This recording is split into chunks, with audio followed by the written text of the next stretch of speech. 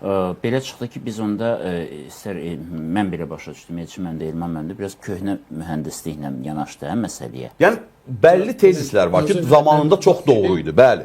Amma getdikcə dəyişən dünyada o tezislərin artıq fərqli bucaqdan baxış elementləri yaranır. Yox, burada bilirsiniz, bizim fikrimiz o baxımdan bir-birinə ziddiyyət təşkil eləmir. Çox gözəl, mən iqtidar partiyasını təmsil edirəm. Çox gözəl bilirik ki, Azərbaycanın bir nömrəli iqtisadi partnyoru məhz Avropa İttifaqı ölkələridir bu məkanda. 50% iqtisadiyyatımız, ticarətimiz məhz bu ölkələrləndir və onun qeyd etdiyi kimi 27 Avropa İttifaqı dövlətinin 10-u ilə biz deməli strateji tərəfdaşlıq sənədi də imzalamışıq. Bu bəlli həqiqətlərdir. Hətta Almaniya və Avstriya ilə də biz bu sahədə qaz satışı sahəsində artıq praktiki addımlara keçmişik. Çexiyanın baş naziri də xahiş edir ki, 42% neftlə bizi təmin etmişsiniz, bizi həm də qazla təmin edin. Bunlar hamısı bəlli məsələlərdir.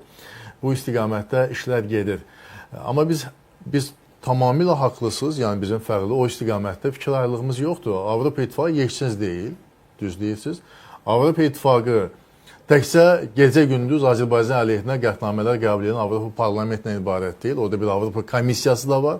Avropa İttifaqının hökuməti deyilən bir icra qurumu. Bəli, yeri gəlmişkən Avropa Parlamenti bu qanunverici orqanıdır. Onun qanunvericilik təşəbbüsü hüququ yoxdur.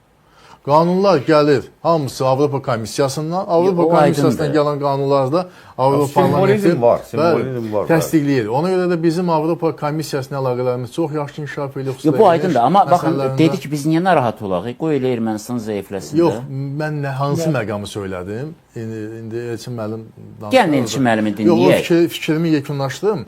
Mən o baxımdan söyləyirəm ki, bax indi erməni ictimai fikrinə bu çatdırılır ki, bu çatdırılır ki, Avropa İttifaqının bu missiyası bizə lazımdır. Çünki əks halda o niyə qalmalıdır? Lazımdır. Niyə lazımdır? Burada ancaq bir istiqamət geniş təbliğ olunub ki, o Azərbaycandan gələ biləcək potensial bu günlər təhdidlər və təzyiqləri neytrallaşdırmaq üçündür. Yəni onlar... O da soruşur necə? Onun heç bir gücü, heç bir mexanizmi yoxdur. Cənab Prezident dedi ki, baş götürüb qaçacaqlar. Sadəcə olaraq bu bir simvolik mənadır ki, Avropa İttifaqı bizimlədir. Özləri də gözəl bilir ki, bizim hücum niyyətimizdə yoxdur və sadəcə olaraq Avropa İttifaqı sizin yanınızdadır, sizin partnyorunuz, müttəfiqiniz ondan bizə nə Ruslarla münasibətlər daha da amma bir şey də vardı. Yəni onların mövcudluğunu ki, ictimai fikrə daha çox sırayırlar ki, bizdən potensial təhdidlər var. Bu yalanı sırayırlar. Bu yalanı iftiranı söyləyirlər. Onlar 150 ildir, 200 ildir yalan danışır. Danışır.